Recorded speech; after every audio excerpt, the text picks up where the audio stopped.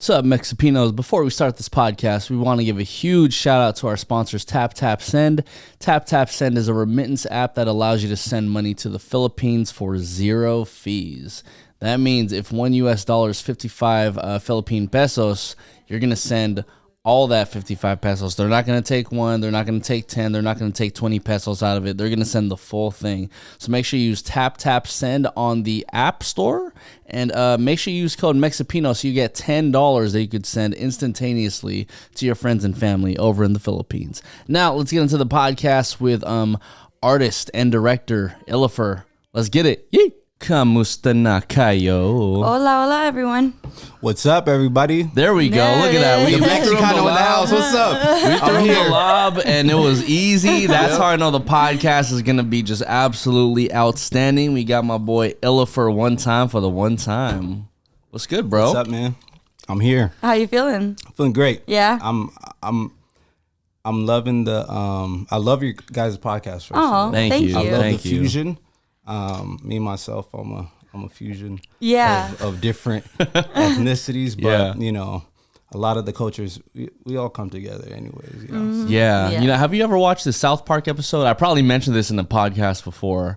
So there's a South Park episode where basically you go all the way into the future. I've seen a lot of South Park. Yeah, and everyone is basically the same color, like roughly the same height, speaking the same language, and I'm like, that's what we're eventually gonna get to. 100%, 1,000%. Yeah. That's where we're gonna.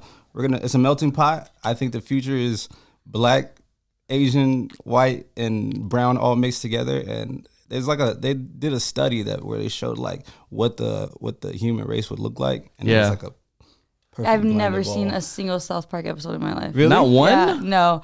My parents were very strict on me with that. They were just kind of no, you're not gonna watch that. No, Yeah. Same with me, but You still watch it? we waited till they fell asleep. Yeah. And then we, It'd be like, you know what I mean? It'd be like 11 o'clock at night. It's like, cool, I can pop on the Comedy Central. Exactly. It's lit now. after hours, BT after hours. I'll be man. Oh, Not man, the BT bro. after hours. I'm sick. That was the best music videos were popping off on the BT after hours. Yeah, I think we all grew up on that, right? Yeah. Well, except I hope so. Jackie. Yeah, I mean, I had the parental controls. I didn't know the password. I'm like, damn, that sucks. Oh man, so it's funny because when I first met you, it was we're at Club Maverick, right? Yeah. Club Maverick, and then Shout out Club Maverick. Yeah, shouts out to Sophia, shouts out to DJ Yuko too. Yeah, shout out. And it was cool because we just instantly connected, bro. Like it was one of those situations where we weren't talking about our careers, we weren't talking about like what do you do, da da da. It was just natural conversation. What we were conversing about, I have no fucking recollection of anymore. But it was cool, and I was like, you know what? He's a good guy. Yeah, He's a good guy. Thank you. I mean, the thing is, I'm from SoCal, so Yeah. the reality of the industry, especially music and film industry, people aren't they're like relocated, Yeah. so they can Yeah. wild out. Yeah. Like, imagine going to school for college, and what happens in a different state, what people doing. So imagine all these people that are going to LA, and in the film industry, people look at me different. They're like, "Oh, you're from here? That's weird." Yeah. It's like, no, that's not weird. Like, this is our. I get you because I think for me being in radio, and Nico has told me several times, and even my dad has told me several times that you're lucky because you didn't have to go anywhere to come back home. Yeah. You literally were born here, raised here, and you just ended up Well, here. see, I say it's lucky. It's also harder for us, though. I will say that. Oh, for sure. Because of the fact I equivalent it to it's like having your parent as a teacher. It's Yeah. It's like No, for getting real. Getting an A+.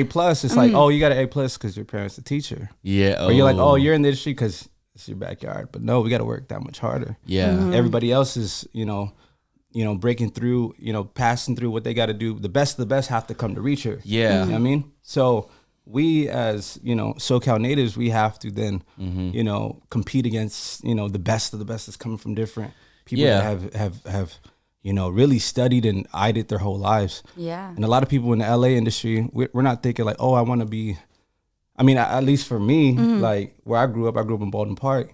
Like nobody's thinking, oh, I'll be a radio host or I'm gonna make a song called East Los or whatnot. It's like auto body shop, like, my my family's farm workers type of deal, you know, like blue collar. No, I definitely think that. I mean, like that's a really good point that I never even thought about that. Like, you know, we're competing against the best of the best, and because of that, we just need to prove ourselves more. Yeah, and so and it actually puts like and I've had this talk because I've been in the industry, you know, behind the scenes for the most part, and so hearing them like, and then there was even a talk about how Latinas are pretty much the voice of radio in LA. Yeah, I would think so at this point now. No, 100%. Yeah, 100%. I agree. I mean, Jackie's on there for sure. Shouts out to Brianna over at the other radio station. Shouts out to Bree. I don't know you. Hey, but shouts out. Listen to our new song. It's all over. All love. Yeah, but I mean, I think there's definitely like a lot more now. I mean, granted, yes, I grew up with listening to Caleb and everything like that, and there was Spanish radio stations, but even then it was never a thought of me until I would say maybe 2017, where I was just like, okay, I want to pursue radio. This is where I want to pursue entertainment wise. I always thought I was going to be a sports reporter. I grew up with baseball, and softball, awesome. And I went to school, went to journalism, and I was just like, absolutely not. I don't like this. I was like, but I love to be in front of the camera. So how can I still be a part of sports and be in front of the camera? Perfect. And I found out of in-stadium hosting. From there, I was just like, okay, well, I want to be on radio. So, I mean, it's just like you don't really know what it is, and it's crazy because like a lot of people are asking me like, oh, how did you get into this? I'm like, I don't know, like it just kind of like at some point it clicked for me. Because you know too, like me being a NorCal native, right, it's like the main reason why I left home is because I wanted to get out of just like, you know, like a home mentality. Because when you're at home, like what happens? Like you get comfortable, you do the same shit with the homies, you get caught up in like this, that, and the third. So when someone from like NorCal goes into a new territory, in this case SoCal, it's like, okay, cool, now we have the opportunity to work that much harder. But for people who are in SoCal, it's like you're already in the spot, the go-to spot, and you have to fight the home mentality. It's tough, man. Yeah, it's tough. Like I said, because it's in our backyard, I tell a lot of people, you know, I can't, you know, a lot of things, and it's also a good thing though too, because, you know, it leaves you to, you know, hold yourself accountable. You know? You can't be wilding out all the while my mom's around the corner. You know what I mean? Like, no, like I can't be wilding out in Whittier. My mom works in Whittier. Oh like, my gosh. I grew up in Baldwin Park. My grandma's she works for the Baldwin Park School District. You know, you know, like so my family's spread out. You know what I mean? So, and you know, when we're in the mix, it's like you can't get away with it. Like no matter where I go, every corner there's either a cousin or an aunt or somebody I'm related to that is gonna, you know, it's following me. You know, so I have to. You know, reputation is a lot. Especially. What's that saying where like you're only like 6 people away from another person? Oh, wow. Yeah. And literally, I think here in like LA, that's definitely true. I mean, and like you said, like you know, your parents are. You grew up playing baseball. I know you said that. You mentioned that. Growing up, my parents always told me you're representing not only the name in the front of the jersey, but the name in the back. No. Oh my, that's. Damn. You're like, that's some real shit. Let's talk about that. That's some Chicano, like, you know, like or some that and my mom's Latina. Oh, okay. So, all right.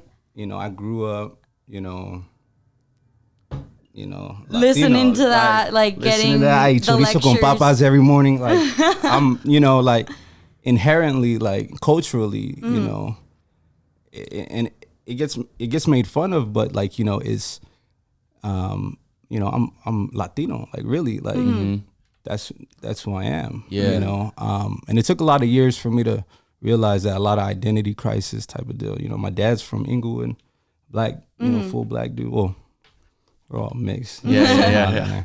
But my dad's from Inglewood.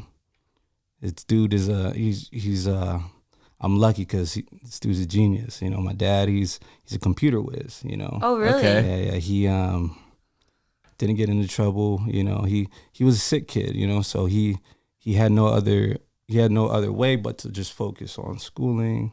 That's you know, lit. he was a math whiz. So with that, he he moved out of Inglewood, met my mom out in Baldwin Park. That's so It was crazy. like, Yeah. that happened, and then me and my siblings, you know, were these black, you know, Latino kids that are growing up in the middle of Baldwin Park, you know, that's predominantly, you know, Mexican, and during gang wars, it was different. Ooh. I mean, I can't even imagine that, like, going through, like, you know, being there's different parts of LA that are very different. Yes. And they're just kind of like, okay, how can I adapt? How can I survive? And if in like your situation being mixed, where do I go? Right. It's difficult. And I'll speak on like NorCal. I'm sure you're oblivious to this, right? Yeah. You're like, Yeah. Well, because in NorCal, like all of us are just like bunched together. Exactly. You know what I mean? It's like the Filipinos, the Latinos, and the black people and the white people. We're all like in the same class. So there was never like this, like, because what I noticed going to LA, it's like, oh, everything's like literally sectioned off. You know where the black people are, you know where the Hispanics are. And it could all be within the same city too. It's like LA is just so big in itself too that like, okay, like this top left corner is all Hispanics. This top left top right the redlining is a very obvious. The redlining is very obvious here in LA. But I mean, like I was saying, like, you know, you said you grew up in Baldwin Park, and that's it is, I know, very difficult to like try and figure out where do I land on this line. And Baldwin Park ain't no joke. I lived in Baldwin Park for like a year or two. Remember, bro? I told ILYFR like a couple of days ago or whatever. Like I used to live in Baldwin Park, like right next to Target. Why, Nico? Yeah. He was thugging it out. That was his thugging it out era. You don't live there on purpose. Yeah. No, the reason why I knew I was going to leave was because I'm sleeping one day, and then next thing you know, all I hear against the wall is just like a little... Oh, hell just like little footsteps, and I'm like, oh no. There's literally a rat on the other side of this wall right now. I'm good. Oh. Yeah. $500 room. I might. Yes. So you think the thing about Baldwin Park... It's came a long way. Obviously, inner city, we're not set up to, you know, as far as prosper. You know, a lot of the social environments, you know, it's one, obviously, like it's set up to, you know, you could go real deep into it to where it's like, hey, you know, obviously like the rat race and where we you know stand like as far as hierarchy as a people. We could say that we do things to our own demise, but the reality of it is just leadership, you know. And especially when I see it in our music, and as a black Latino, I see both sides of it because I have to fight for both sides of it. You know, growing up, I was, you know, the kids are looking at me like, oh, you know, this black kid, you know, especially in Baldwin Park. But the thing is, they embrace me, you know. A lot of people think that it's just, you know, racism. The politics, like, and a lot of the kids that I grew up with, you know, sure, you know, because the reality of it is that SoCal, gang life, the politics is black and brown, completely segregated. That goes back to, like, you know, the prison system and stuff like that. So and it's just, that's all it is. It's just, you know, it's gang wars that stemmed from something that was so, like, you could go up to any of the, you know, the gang members and ask them what's the original beef that it started for. You find out it's such a small little thing from this dude messed around with this homie. Yeah, it was like over a chick or something. Yeah, and like I think that's what, and I've been saying it for like years now. I'm like, at this point, like, I don't understand, and it's because I think I was so desensitized to it thanks to my parents that they were just kind of like, we're gonna put you in a certain part of East Los where you're not gonna be too close, but to everything that's going on, but you're gonna be close enough to not forget who you are. So you're from East Los? Yeah, I'm from really? East Los. Yeah, she's like straight from there. Yeah. Wow. So I'm literally and borderline Montebello. borderline East Los Montebello. So like I'm not like in the heart of East Los, but No, but Montebello is East Los. yeah. So like East Los is, and that's what a lot of people think. They think East Los or East LA is a city. It's not. It's an area. You know. Yeah. It's a grouped in there. Montebello. A lot of those cities there is and all considered East Los. And so like when I think about like like people who are my age and like are in gangs now, and like I ask them like, why? Like, what are you in this for? They're like, oh, well, it's just a territory thing. I'm like, well, it just doesn't make sense to me now. Yeah. It does. None of that makes sense to me. You know what it is, and my thing, what I learned is I grew up like fighting for all of that. You know, I played sports. So to me, it was, we wanted to win. And in order to win is you got to be up points. You got to be positive, right? Right. The way I saw a gang, I'm seeing people lose lives. I'm like, you guys are going down points. You know what I mean? Yeah, I'm like, yeah. wait a minute, that game doesn't seem right. Yeah. You're losing teammates. And I'm you're seeing the still going. realities of it, you know? This isn't like a facade like type of deal where we're seeing, it on television. Like, I had to live through, seeing, my uncle and, some of my family members, because we are actually gang, like our family. But it's all, product of environment type of deal. Right. And it was, like you said, it's them protecting, and what we forget is that a lot of times, if we forget why it happened in the first place, we forget about that solution or where it's at. A lot of times it's, when people react, especially if we're in danger, especially in bad situations, why would you want to kill somebody? The only time you would want to kill somebody is if you're fear of somebody, right? Life or death. That's the only times it should ever take. Nico, if you come to me and if it comes to me having to take your life, it had to be in a point to where, hey, I thought I was fearing my life, right? Yeah. But so if you think that like on a human scale, you realize that all those people out there shooting each other are all just afraid of each other, all running in fear, driven by that, and masked by just a different lens. And it's a facade that they don't realize, and it's not their fault. A lot of times people think that, they're lost and it's too late. Nah, they're abled bodies. They're abled, I'd say warriors that are fighting for a cause that you just need to repurpose that energy. Yeah. Well, I mean, they're just like so deep in this cause that like, there's at some point I can imagine it's just, well, we're already in here. We've been fighting for this for years. So why are we going to stop now? Why are we going to stop fighting? And you can't tell them otherwise, because nobody's going to admit that, that what the path is not something that they were led to be, But also too, like, no one's also going to admit like what really went down too. Let's just say it was over a chick. It's like, and then you really ask somebody like, where does all this beef come from? It's like, it's from a chick. They don't want to hear like, well, this is fucking stupid. Like that was in the past. Exactly. Over a chick. What's the point? Yeah. And you got to think too that they're drilled in their heads, and that's all we're taught to know. It's like that's the only way. And then like we're there's a society, and what's crazy to me was growing up, I'd have to lie. I'd lie about where I lived. Really?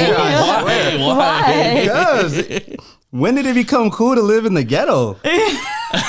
Like, for real, I'm being honest. Like, when did that become cool? Like, me and they'd be like, where'd you live? I'm like, I live in West Covina. Like, or I'd be like, or I remember I'd be like by my grandma's house, and I'd be like, yeah, this is my house, but it was my house. Yeah. My grandma's house, but I knew that I had lived in, we living at a little apartment, or, mind you, when I was in West Covina, I went to South Hills.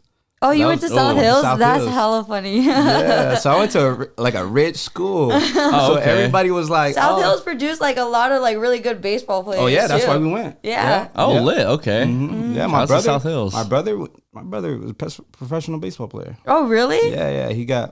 He was this dude's All-American. Like, what the heck? Yeah, that's so dope. What's his name? Aaron Oliver. Aaron Oliver. Yep. He played for ACU. Abilene Christian University. He broke records over there. he was entered the draft for but it was an injury. Oh, damn.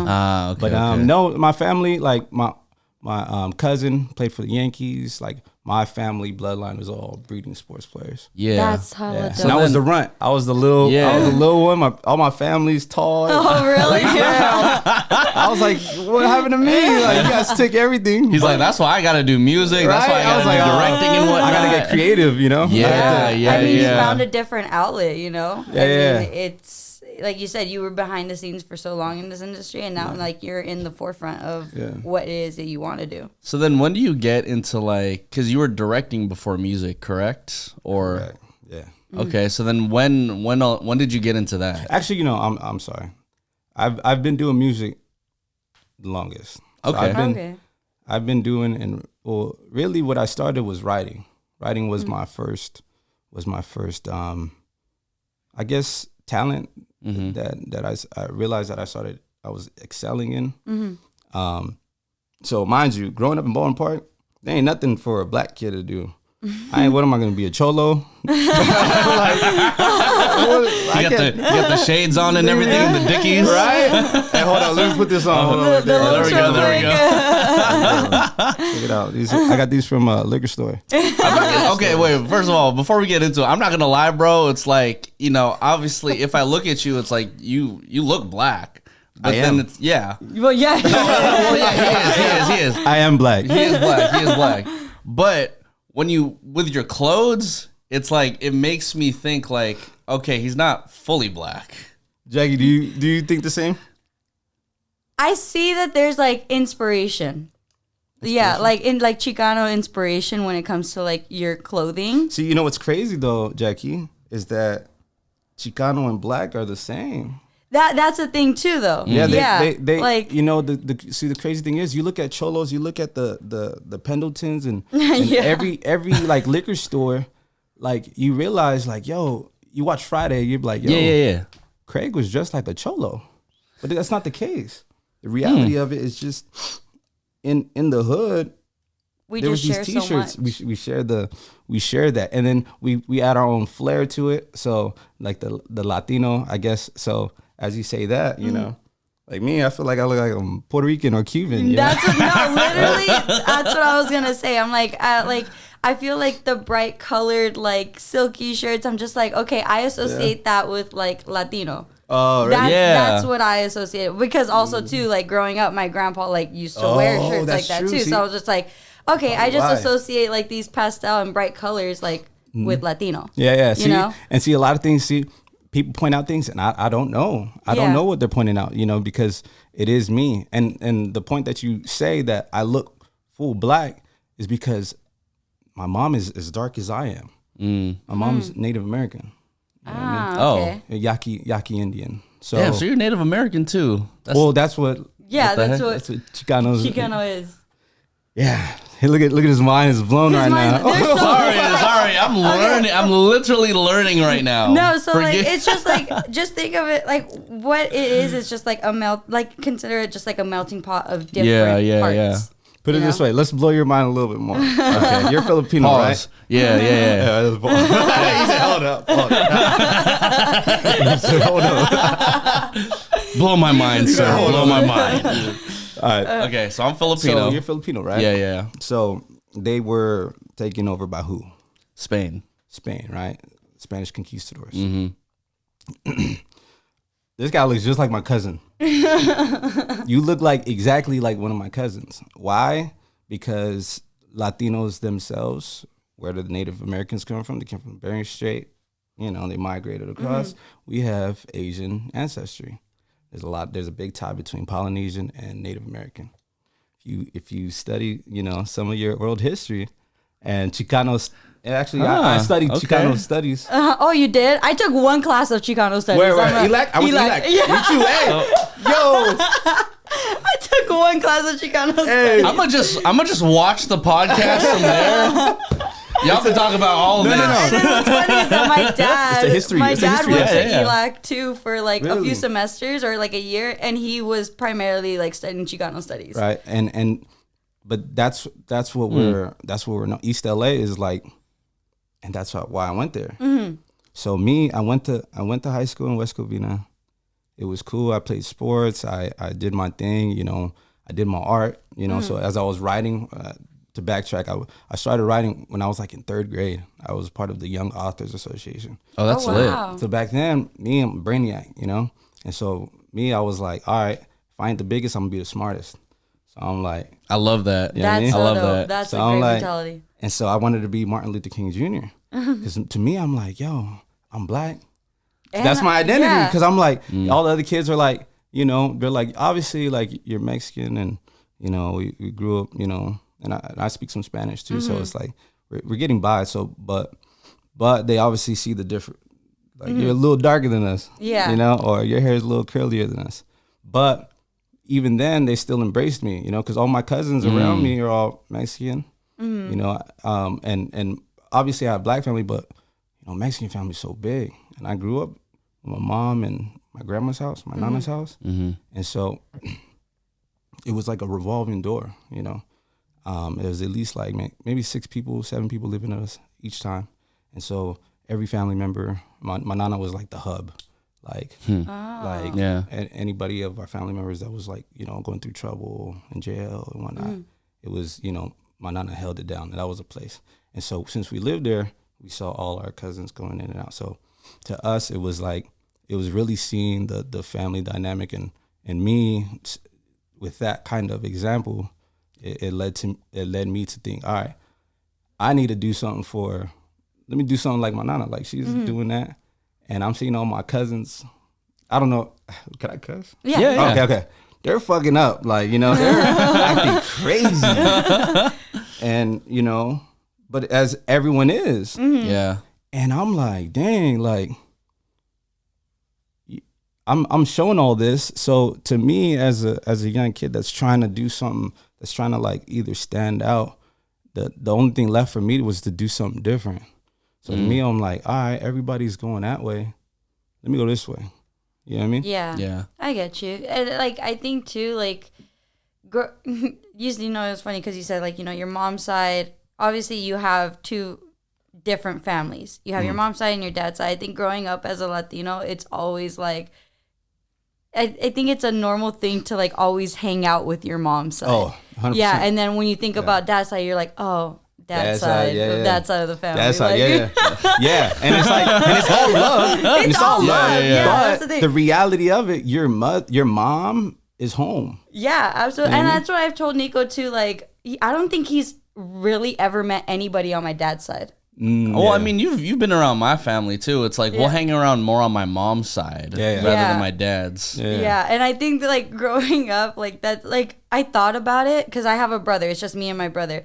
I thought about it. I'm like, damn, when he has a kid, I'm gonna be dad's side of the family. I'm like, fuck, that's really sad, you know? Fuck, that means I'm gonna be dad's side of the family too. Shit, damn it. That's funny. See, that's the thing. Well, I think that we grew up to be conditioned like, oh, okay, like we're gonna stick with like mom's side of the family too. And then like I grew up seeing, you know, my mom's siblings like fuck up. I seen them like, you know, put my grandparents through a hard time, put my parents through a hard time. And it's just like, okay, like I don't want to do any of that. Right.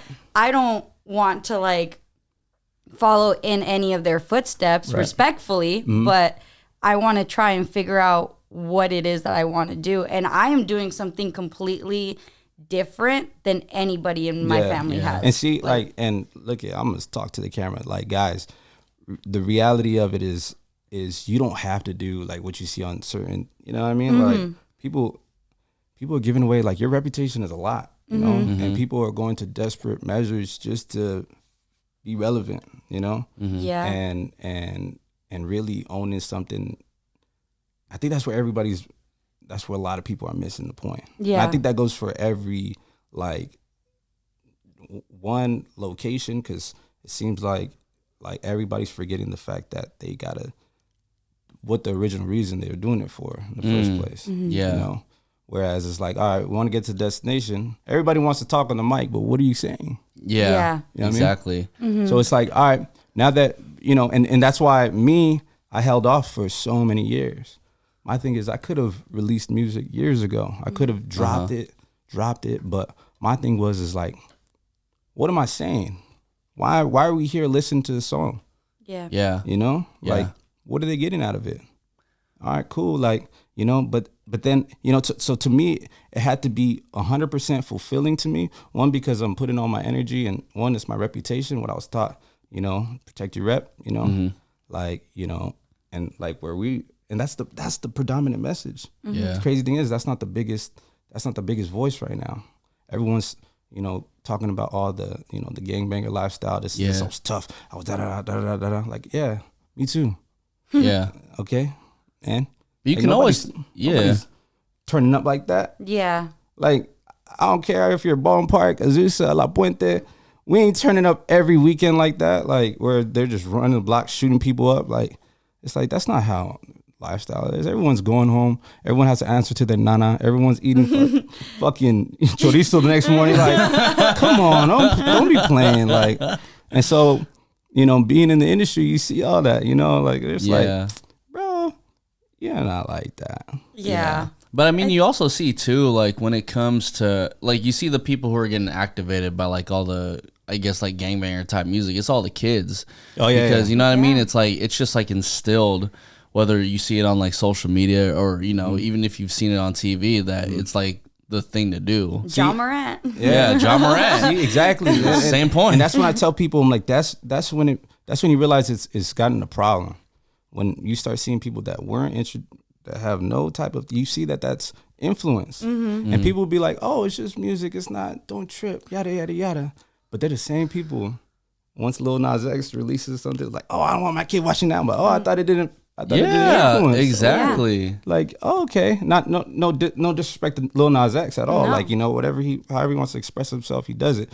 But that goes back to the same point. It's like, hey, if it's influential, then leave it influential, and then let's fix this shit.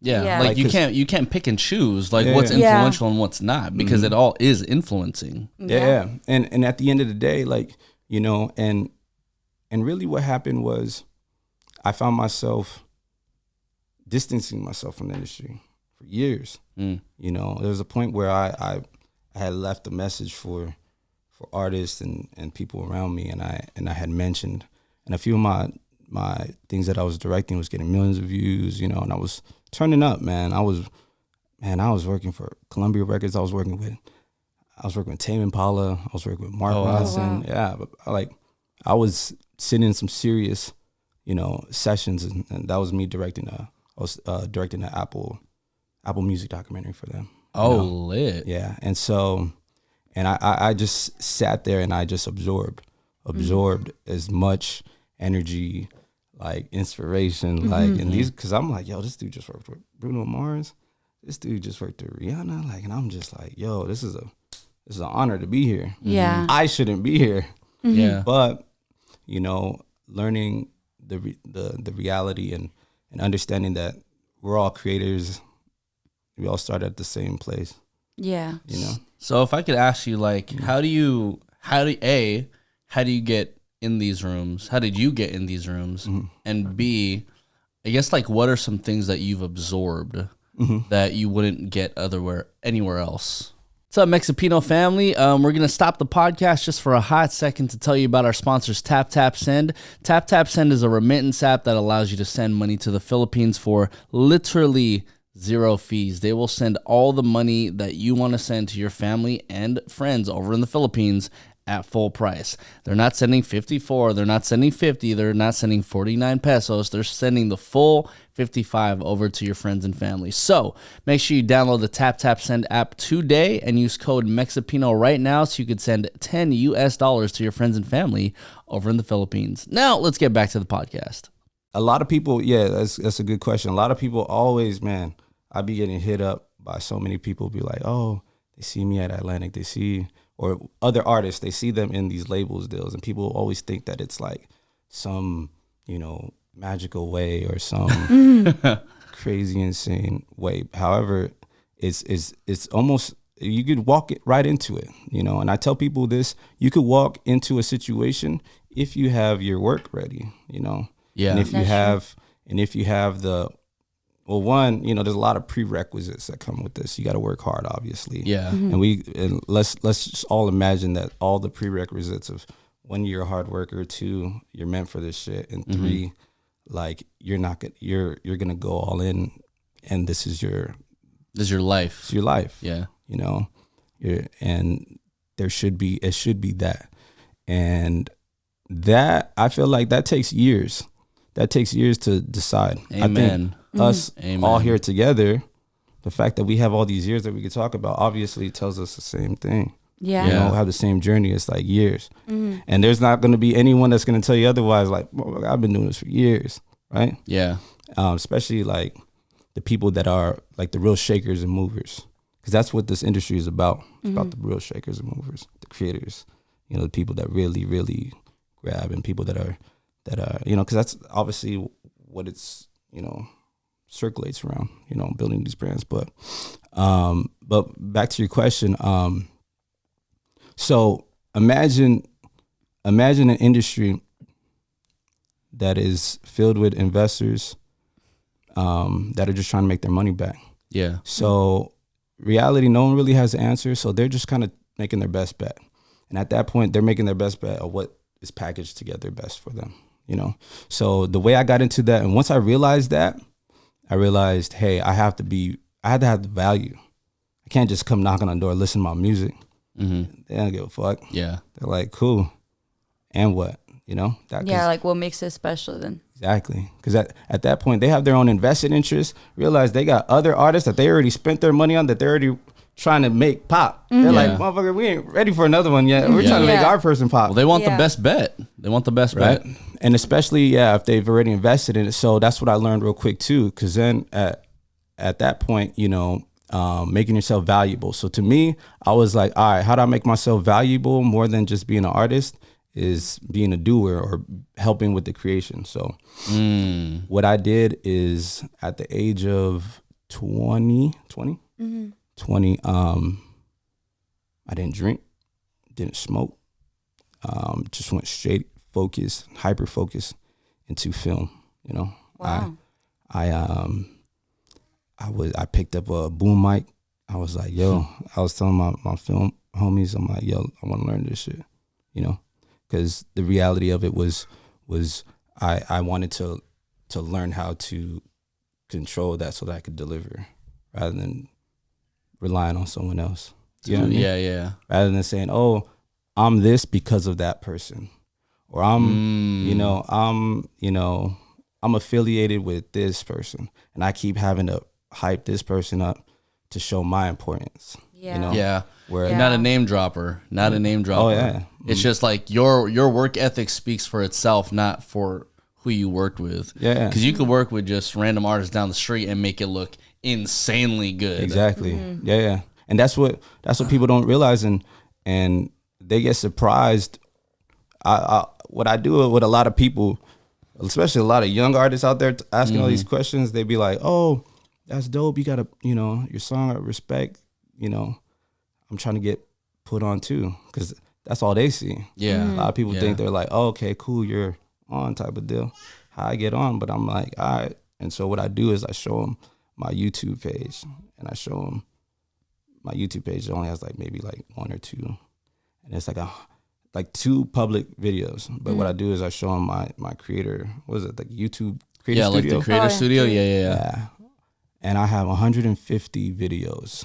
Just art all the way from the just years. Yeah. Because it goes to show, you know what I noticed about you, bro, is that I was actually very surprised that when you dropped East Los, that was the first single out there, to my knowledge, right? I'm sure you've released music before. Sure. But when I was talking to Jackie about it, I was like, what I love about this so much is that with this being the first single and the way you've done your marketing and the way you're packaging it, I already knew, ILYFR's been doing this for a long time. This is the first one. This is the first single out, but he's been doing this for a long time. Yeah. And I knew it. Yeah. And so I'm glad you verified that. Oh yeah, 100%. Because people are like, nah, how does dude do that?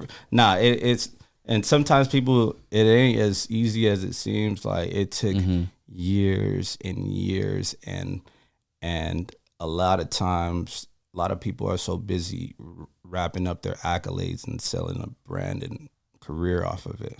Me, I knew the realities of it, even though I was working with Mark Ronson, Tame Impala. I could say these names, but at the end of the day, my paychecks weren't telling me it was that great, you know? Because at the end of the day, I'm a young minority with no college degree. You think they're going to pay me, you know, what I'm worth? Yeah. Yeah. Hell nah. They found this little black, you know, Latino kid that's creative, that's ambitious. We're going to, cool, let's throw him a quick little $1,000 and get him on. Yeah. That's how I got on, you know? And I appreciate that, but then you start understanding and realizing where they take advantage, you know? And that's how the labels, you know, operate. And how they continue. I mean, business. I think it goes in like one of two ways, right? Because even Jackie will be quick to tell you, like, you know, she didn't graduate college or anything. I graduated college, right? So it's like we come from a dynamic where it's like money's being spent on college, and then you're like sold this idea that things are like guaranteed afterwards, but it's really not, right?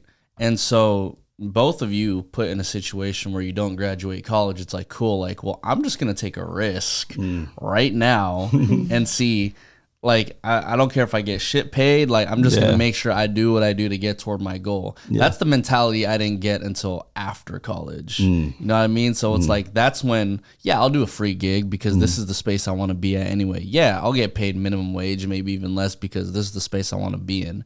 And it's that mentality that a lot of people don't have. So it's like, you know, you might have an investor throwing you, like, let's just say $1,000 just for example's sake, right? But it's like, you know, I think you would have much rather been in a position where, well, I'd much rather take this $1,000 from this investor and be around the people I could really soak in some game from, rather than trying to learn from like a college professor who probably doesn't even know what they're saying. Exactly. And I'll give you a perfect example.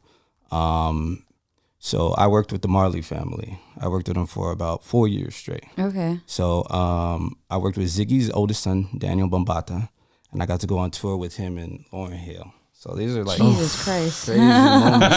Oh wow! I know. That's like, cool. I'm trying to keep it. That's cool though. That's cool. That's cool. But again, I was just working as a director, and I wasn't getting paid crazy money. However, I was gaining experience. What I did for them, I was like the creative director for Ziggy's children. So it was, Daniel. I was working with Steven's kids too, Mystic. Shout out to the Marley family. That's my family right there. Shout out Kersha Marley. That's, you know, she set this all up, brought us all together, and she found me as a young. It was a free gig that my buddy had called me in at the last minute. They had paid me, but they had set it up and was like, hey, we need a director. The director fell out. I got a call. He's like, yo, can you come in last minute? I'm like, you got audio? I'm like, let's run it, you know? And so lit. And so I ran that session with them. I could tell his Bambata Marley, so Ziggy's oldest son, at the time, he was looking to, you know, release his project, and his aunt was kind of like setting us like, oh, he's a young director, he's a young artist, they're both black, you know? It made sense for like ride-ups and just, you know, camaraderie type of deal. And so they embraced me and brought me in, and they kept my pockets, you know, full and kept me busy, where I had practiced my photography, my videography, my, you know, conceptual writing and, you know, all that stuff. So the good thing is I had a lot of practice. Yeah. And that's what I would say to a lot of the kids. What I learned is that, one, you know, people think that just because you don't have a degree, you don't go to school. In school, we learn every day. Yeah. I mean, you can school people outside of a class, you know, you can school people in everyday life. Schooling people on the podcast, you know what I mean? Right? I mean, I think that's how it is. Like Nico said, like we didn't go to college, but there's things that now being in this industry, I would have never learned in college. There's only things that I can experience, and whether it's good or bad, I'm just like, okay, I learn from it. Yeah. I take it with me, and that's just how I move. Like, I move with, okay, this person told me things about this certain person, and this person told me some things about that certain person. I'm not going to make my own conclusion until I am in the room, and then I can dictate from there what path I want to go in. Yeah, definitely. And so, like, in perfect example like that, we have that choice, and people think that we don't have that choice. People think that they have to go a certain route to where that they have to corner themselves. They gotta turn, like, how do you say it? Risk their brand and risk their integrity. You know what I mean? And this goes from just even the value of the content. You know what I mean? As artists, as creators. Like, I'm sure, like, you guys' setup, like, you did this to make something great. You didn't do this to be like, oh, for sure. I mean, I think going back to, like, if I were to relate you being an artist to me doing podcasts, it's like, some people on Mexipino podcast probably don't know I was interviewing artists way before this for years now. And so when you come in and you're like, oh, like, I love the setup you have, and I'm like, well, this is an accumulation of equipment over years. Right. It's like, this is not some overnight shit. 100%. Yeah. And but just because what you see now, like, whether it looks glamorous to you or not, it's like, this took years of effort just to put into now. And man, I don't know how many times artists could say that. It was like so many interviews, like, people were like, yo, like, I see interviews with Russ, I see interviews, and I remember thinking, like, damn, I want my time to come, keep working those 10, and those hours and hours, and realize what I did is when you start finding purpose with your hours, that's when things become crazy. Yeah. It's funny that you mentioned Russ, because before, like, Jackie's doing her makeup, I'm lying in bed. Wait, you're rapping to Russ? No. Jackie's doing her makeup. I'm in bed. I'm looking at your Instagram, and she's like, I gotta say, like, ILYFR reminds me of Russ just a little bit. Like, the way like your song is, I'm just like, damn. I'm like, he gives me a Russ type of vibe. And he goes, yeah, and I was just like, no, but really, like, listen to it. And so once you said Russ, I went, oh my god. Yeah, but then also like the work ethic. I see a very like synonymous work ethic that both you and him have. So what I realize, and where I'm seeing my success, is that you can outsmart people. You know what I mean? And there's a lot of people that aren't on their toes as far as mentally. So when you see those weaknesses and you see those different things, there's things that are going to give in market, in business, and honestly, guys, I'm here to fuck up the industry. I see it in the smile. Y'all see that smile? As you should.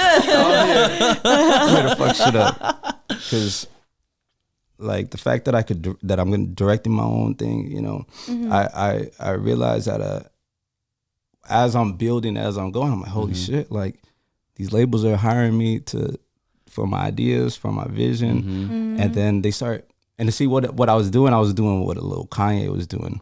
Every time I was filming, I would play a little song, and I'm like, hey, I would see if I could sneak it by people, and people would just be vibing and just like, oh, that shit was hard. Who was that? I was like, that was me. Like, what? Yeah, I'm like, yeah, that was me. As you should, though. Yeah, I mean, as you should, though, because, like, I think at that point you've earned yourself to be in this room, so it's like, let me use this room a little bit more than I can. You know what I mean? And also too, something that I haven't fully mentioned was that in college I started doing poetry slams. So at East LA College, I hosted poetry shows. Oh, lit! Dope. That's so cool. So I was doing spoken word. I was able to. I competed at the Irene Ryan College Theater Festival. Oh my so gosh! I represented East LA College. Okay. I went to Cal State LA. I did like this monologue. Cal State LA. I went there. Oh, you went there? Yeah, I went there. Yeah, bro. I used to take the bus that drops you off right there. Yeah. Right there on the freeway. Oh wow, bro! I used to take the bus, the Silver Street. Yeah. Boom, dropped off right there. I'd get on that little tram. and it drops you off right there by the cars. Oh, that's lit. That's hella funny. Yeah. Actually, one of my songs on my EP explains my route, my bus route. That's sick. Oh, the 60 to the 60. Oh, you caught that. Okay, so that was reverse. We were in East LA, so on the song. Yeah. We're in East LA. Right, 60. And I did the route back home to Baldwin Park. The 60 to the 605 to the 10. Yeah. How the holy shit, that's hella funny. Yeah. So you get it. I'm glad you do. And I was hoping like, cause my thing is like, yo, nobody in San Gabriel Valley. I'm like, what's popping in San Gabriel Valley? And Jackie, honestly, and Nico, before I did this, and I'm saying for her, cause she's familiar with the area. Yeah. Before I released my song, understand that I had to embrace myself fully to finally say, fuck it. I don't care what people think. Yeah. Mm-hmm. I'm gonna go out there and I'm gonna be myself, because there's a point in myself where I'd walk in the subway and I order my sandwiches and I always order cilantro. Oh, yeah, I do that too. You do? Yeah. All right, so shout out cilantro. He was like, what? Shout out cilantro, like, man. what? That was a first shout out Sandwiches is I different. cilantro. love cilantro. No, but cilantro on your sandwiches? I'm with it. Like, I mean, it's I put different. cilantro on Okay. I put cilantro on everything. But see, look at those. So me, and when I'd order it, I would have to tone it down a bit. So, because a couple times where I'll go, and I've gotten this a couple times where I'll talk and people look at me funny, like kind of like, who's this tryhard? Who's this black food trying to speak trying to pronounce this shit way too good. So when I order, so I don't get weird looks, I just say cilantro. Cilantro. Or I say tortilla, rather than tortilla. But I'm used to saying tortilla. I'm used to saying, cilantro. I'm used to saying. That's crazy. And I know people don't think about that, but I had to think about that, because you imagine black people looking at me like, what the fuck, nigga? Why you talking like that? Like, for real, bro. Like, especially black people, bro. They're not used to fucking black Mexican like me. Yeah, I mean, like, definitely. Like, I didn't think about that. Like, it's like, when you're like ordering, example for like cilantro, they're just kind of like, okay, like, why are you trying? So for me too, I do admit it too, where it's just like, if I, for example, hear a white person saying, "Oh, cilantro," I'm like, okay, like all right, you don't relax. have to say it like that. Yeah, I'm like, you could just say cilantro if you need to, but that's fine, Right. But for him, like, he says cilantro, and I'm just like, no. Like, when you're dating a Mexican, Dog. I'm like, when you're dating a Mexican, said now dog. you really can't say it like that. Like, Yeah. I'm like, so how come he gets to win? He gets to win by saying cilantro. I can't say cilantro. because he's half. But see, though, inherently your language is Spanish too, though, because Tagalog is very closely related to Spanish. It's very close. No, he does the same thing That's with why I Tagalog, get a too. pass. That's why I get a pass, especially with Tagalog. If I want to say something in Tagalog, Americanized, let me do it. Oh, he does that all the time. Oh, okay. You know what I mean? I'll be like, like mahal kita, Yeah, but instead of saying like mahal kita, which means I love you. Yeah. Oh, instead- okay. instead- Wait, so how do you know how to say it?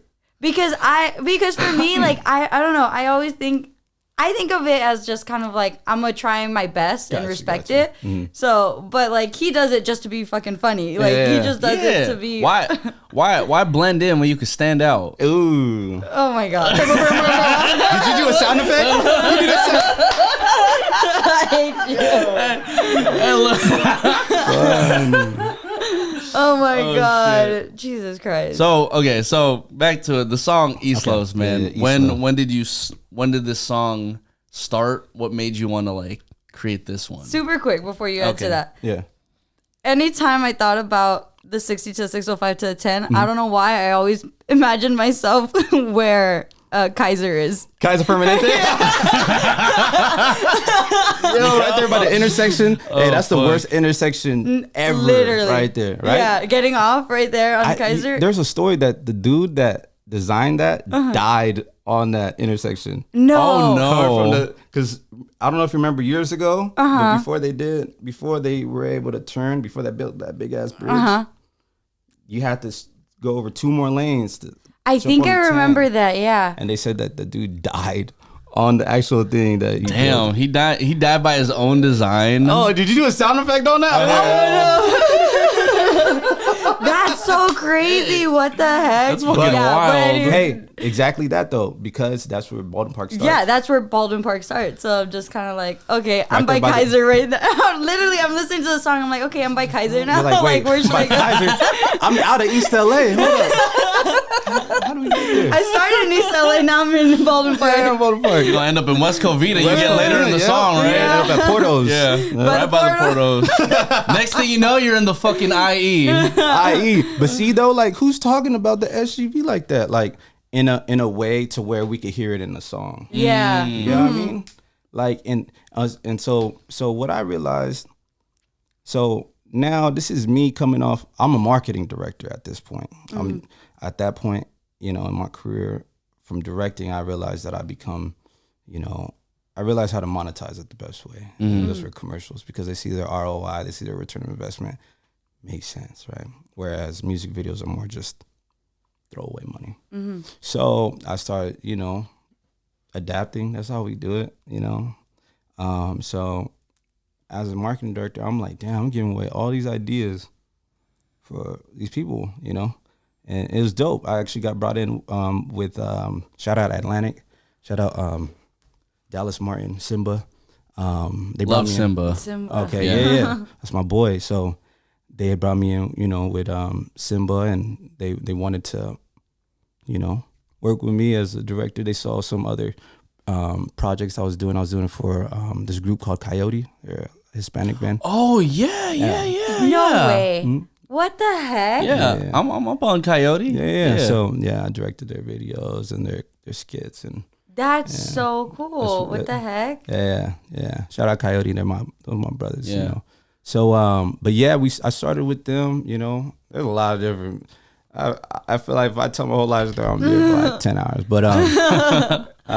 But we had a rap collective, and so they saw my, you know, so mind you, I put my music on the back burner, but we started a rap collective. We started doing raps together and doing freestyles and whatnot. This is years back, maybe like 7-8 years ago, before any of their success. And so, but yeah, once we formed that, I became the director. I kind of fell back of the music, and it was just, you know, focusing on helping their music get there, and then me using them as a launching pad to just get my directing done, chops out the way, you know, meeting with the industry artists, you know. That's actually how I met Simba, because it was a video I did with them. I did a comedy video. It was like, I faked a TV show. It was like a TV show interview with them. And so I'd always have these ideas, right? And so I'd always just like, hey, let's shoot this, let's shoot that. Like, you know, and let's try this. So anyways, much respect. They get their deal, you know, and I start, you know, that's actually how I met Bootleg Kev. So DJ Head and all them. Okay. So I was in there with them. I went to like 92.3 with them. But at that point. When did you do that? Because I was working with them. At that point, I was a director. That you guys wouldn't know. Yeah, you know. Wait, but he was working with because I was working so with you guys probably maybe had already damn. crossed No, paths. so at one of the Club Mavericks, Bootleg Kev knows me. Yeah. But I don't know if he knows me as an artist. Yeah. He's gonna think like, oh, that's Coyote's director, homie. Yeah. But what I'm doing with the industry is I'm gonna fuck their heads up. They're gonna be like, yo, wait, when did Derek Yeah. name? Yeah. I mean, that's the best. When the hell did this happen? Derek, or so now, but what I learned is I felt at that point, all right, I got where I wanted, you know, as far as like directing wise, I felt confident enough to, you know, to then start refocusing on why I'm here in the first place. And I realized building other people's brands was what got me the practice and connections to where I got, or where I am now. And now, and again, that's just hard work. It's just grinding, and it takes years. It takes years and years of practice getting where you fit in. If you know, if I could say anything, if you guys are looking to, you know, get involved with any labels, or you guys see something that this is a lifestyle or a career that you want to pursue. It's just volunteering and speaking it out loud, whether it's to yourself or to someone else. Yeah. Someone's gonna hear that shit. Yeah. You know what I mean? Just us talking, it's like, hey, speak it. Oh, I got a song. Boom, we're here now. And people think that, like a lot of things come to us, but a lot of times we just gotta vocalize it and just say it out there. So to me, when I was doing marketing, I had told myself like, all right, it's time for me to win. Yeah. Closed mouths don't get fed. Closed mouths don't get fed, and I just spoke up, and I was just like, hey, I'm gonna do this. I'm gonna focus on my music. All my people respected it. All the artists, I even told, hey guys, I appreciate the offers right now. I was getting some director offers for some artists, which is great, but there was a quote that says that I was reading one night, and it says, "Don't die with your song inside of you." And to me, that told me that my message is bigger than just the sonic and feel good value of my song. Is more so of a message to where I'm like, I need to put myself out there to change, to be the change that I want in the industry. Yeah. Because really, if you're there and you don't do anything to change it, you're kind of fucking guilty. You know what I mean? Yeah. Yeah, you're No, guilty I of get providing to like the negative things that people see about it. Yeah. Right? Yeah, we're like, what are you there for? What are you inspiring? What are you changing? Right? And the real trailblazers and I'm seeing they're disruptors, and some people think that disruption is a part of a brand, and they think, all right, I'm gonna disrupt. But it's like, no, understand that disruption was for a certain reason. You know what I mean? Where other people were like fighting so many, people were like using so much energy and fighting so many policies and this shit that like, yo, let's focus on the things that matter.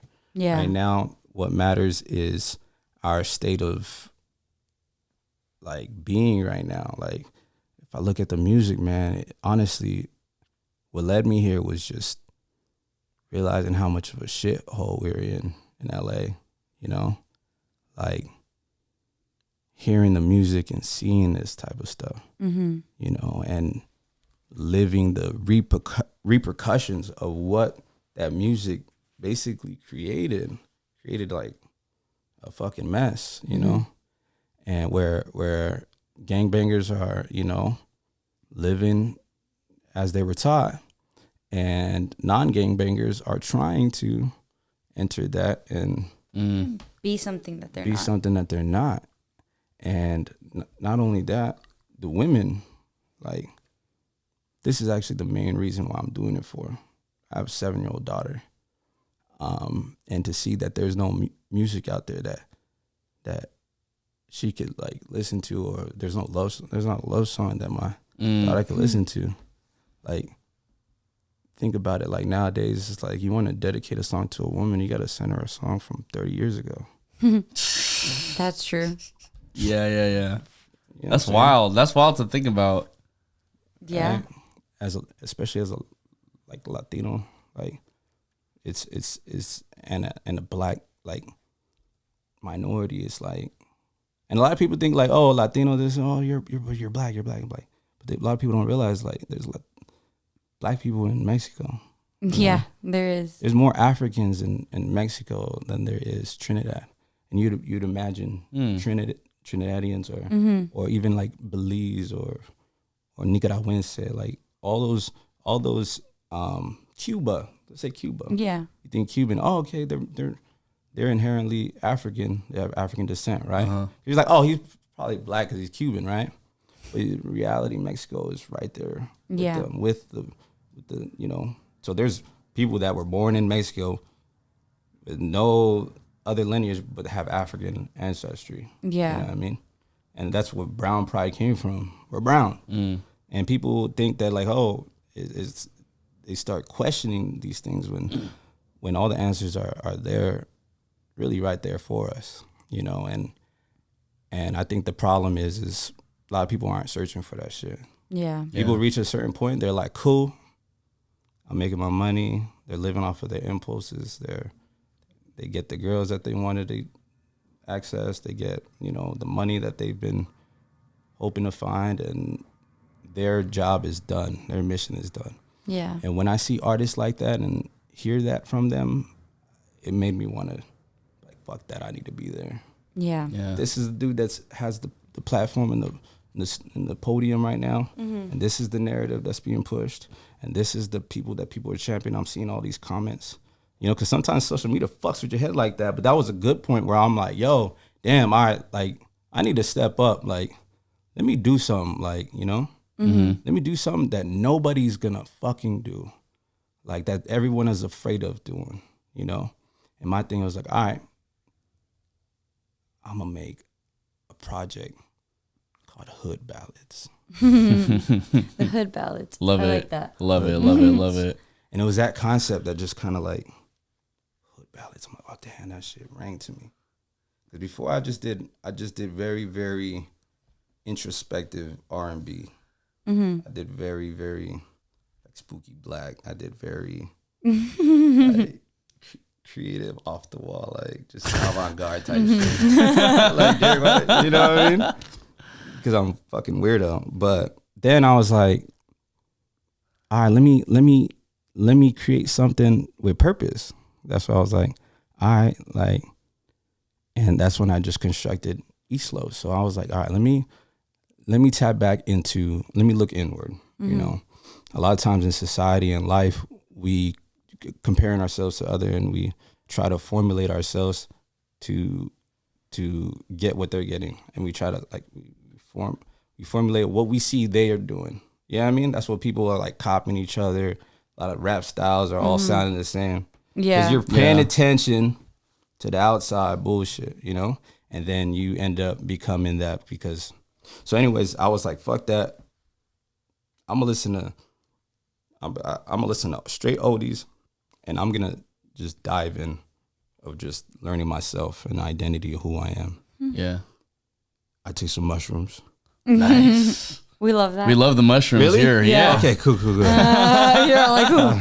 I don't want to get frowned upon right now. No. Oh, no. Okay. We encourage it. Okay, cool. Yeah. So, but it wasn't like, I'm not like trying to trip fucking, you know what I mean? I'm trying to see Mickey Mouse and just shit. enough to be like, all right, I'm in a really good access mood. a different part. Exactly. Yeah. It's like use it as a tool. And mind you, I don't do drugs. I've never done drugs in my life. Yeah. Never done cocaine, never done. People look at me, they're like, the fuck, you're black. I'm like, what the fuck does that mean? What the fuck? Yeah. No, that's As if black people needed just cocaine and alcohol like, and wait, everything. you don't do drugs? But you're black. I'm like, oh, You're really? like, you don't drink? You're Latino. Like, Oh, I drink. I drink. Let's get that shit straight. I'm definitely Latino. Oh, shit. But for the most part, I didn't do drugs. Well, I didn't do like hardcore drugs, but I smoke weed now, and shout out Eureka, that they hooked me up. But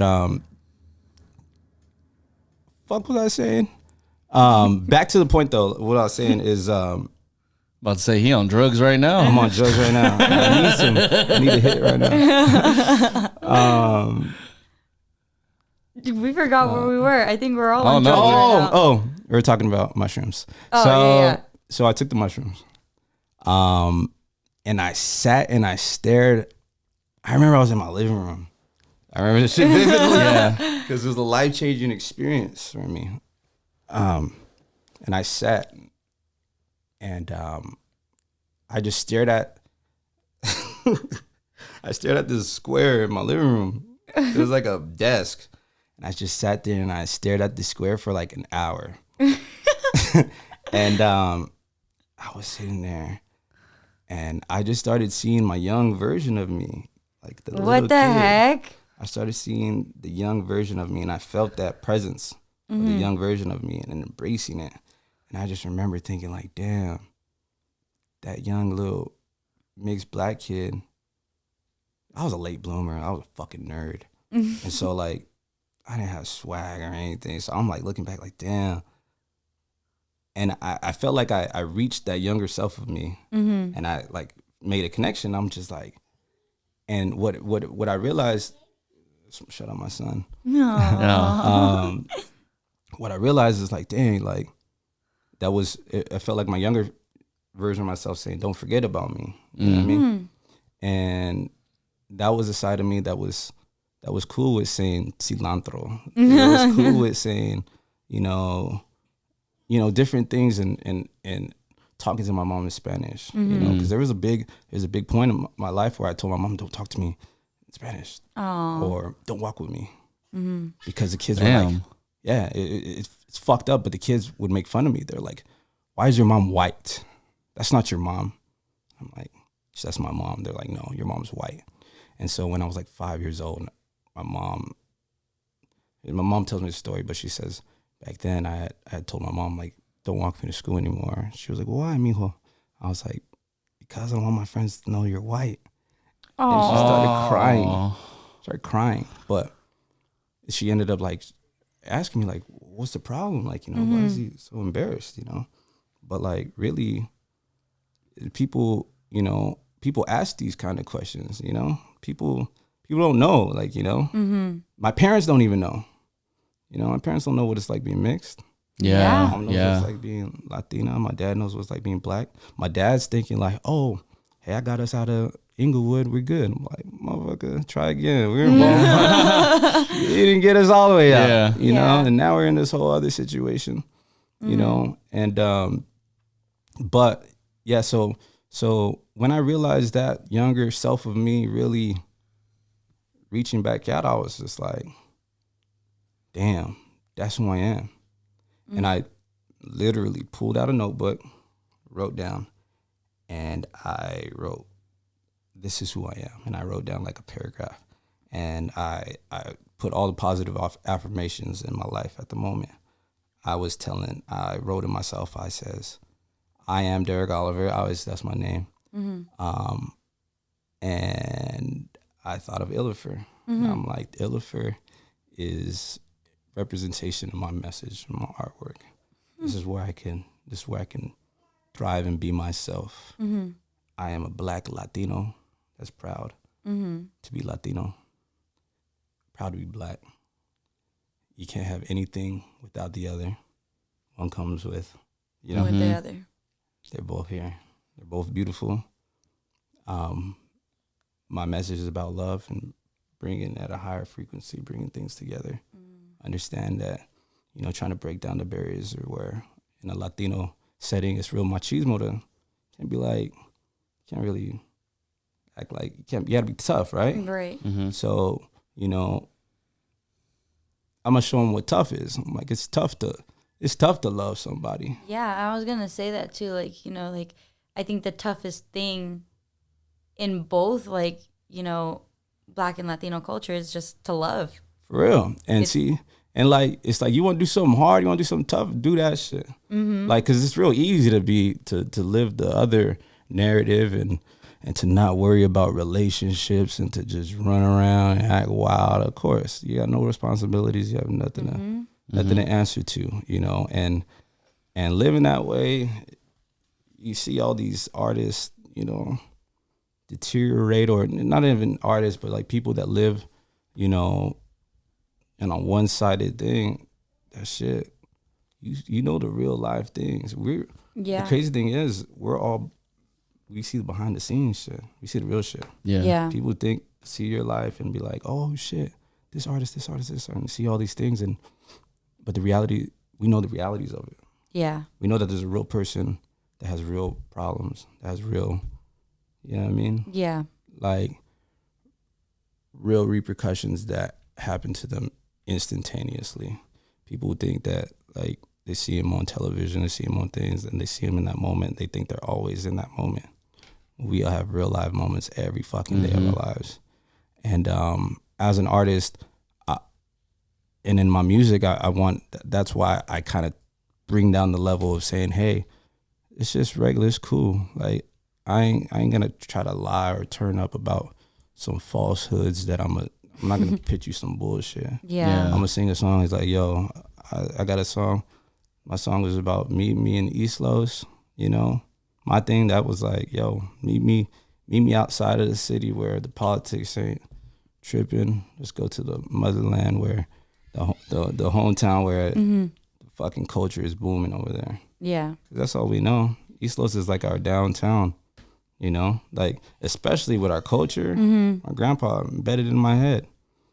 Like, you know, my grandpa fought for all that shit, you know, like these dudes there with the zoot suiters and all that. Yeah. So, and a lot of times people don't realize zoot suiters, that was Latinos and blacks, you know, tied together, one and the same, treated no differently, you know. And we are a lot of people too.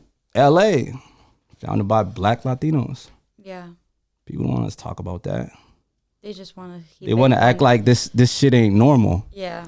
Like there was this festival called Food Fest, and they were like, hey, we're inviting Chicano artists, you know, and so people were like tagging me and I commented, I'm like, yeah, I'm definitely down to, you know, and the comments were crazy. Like, you know, some of them were like, you're black, Chicanos only. You know? Jesus Christ. And if you saw the lineup that they started, the other artists like that, I didn't get booked. They didn't flinch. They didn't look my way. Yeah. They looked at me and they were just like, all right. They put you in a box. Yeah. Based off they left the color me out of your skin. Yeah. When in reality, it was just like, yo, you guys don't realize, like, you fools forget, like, black is inherently, like, you know, brown. You know what I mean? Like, and the fact that they got that skewed already, like, in their confused mind tells me where the message needs to start. And it's just like educating and it's cooling down, you know? And a lot of times you can't just throw, like, you can't one, criticize them too much where you're like, you guys are, you know what I mean? They don't know. They need someone older and wiser. Me, I'm 65 years old, you know? But I'm like, no. But you're like, you got thrown off. I'm like, You're like, wait a second. Nico was hella into it and he was thrown off right away. Yeah, I was like hella into it, and it's like, I'm 65. I'm like, whoa. Yeah, hold on. My God. I'm like, well, ladies and gentlemen, that means that you can do music at any time of your life. 65 years old. Hey, listen. If I could do it, anyone could do it. Yeah. Shout out to the 65-year-olds making music, man. ILYFR, East Los out right now. Where can everybody find you and your music, my friend? You can find me on Instagram. It's I Love You For Real Baby, but it's an acronym, so that's why people get confused. So it's ILYFR, ILYFR BABY. Sick. ILYFR Baby. And then where can they find the song? Song is out on every platform. Music video coming soon. Dropping next. Music video is going to be at Kaiser and Baldwin Park. It's going to be at Kaiser and Baldwin Park. Everybody pull up. It's going to be on this date. Yes, everyone pull out. All right. Jackie's hosting it. All right. You know what I mean? But yeah, and so the single dropped. It's going to be promoting the Hood Ballads. Exciting thing. There's a lot of things. And the crazy thing is, the funny thing is knowing that I'm getting rejected, but knowing what's happening behind the scenes is so fulfilling, because that's what, you know, I hold on to. And since I've dropped my song, labels been blowing me up. I have executives blowing my line. That's dope. I had like all the camps that you could think of reaching out to me, you know, and you know, I have a very big release coming out with SoundCloud that I can mention, but yeah, so it's gonna be. I'm with it. Wow. I'm with it. We're here. I'm here for a while, you know. Yeah. You ready, man? Respect it. ILYFR, man. ILYFR baby on IG and whatnot. Thank you for joining Mexipino podcast, man. Absolutely. Appreciate Thanks you, for bro. having me. Of course. Yes, my name is Nico Blitz. I'm Jackie Ramirez. And I'm ILYFR. Adios. Peace.